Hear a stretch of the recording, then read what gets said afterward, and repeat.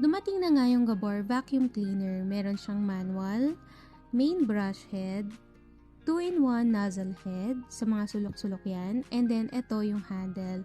Itong body niya, meron na siyang cord na mahaba. So kahit hindi cordless carry lang naman, madali lang siya ikabit. Kakabit mo yung handle, tapos pili ka na lang anong brush head yung kailangan mo.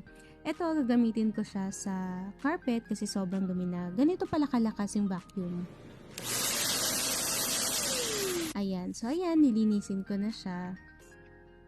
Makikita nyo yung mga white na maliliit dyan. Makukuha nyo yan lahat. Sobrang lakas ng suction nito mga Mars. Kaya hindi kayo magsisisi. Ang gaan lang din niya. Kaya hindi kayo mangangalay. Ayan na. 'Di ba? Malinis na talaga siya. Tas madali lang din naman linisin. Open mo lang to. And then makuha mo na lahat ng nakuha niya. Kaya bye na ng Gabor Vacuum Cleaner.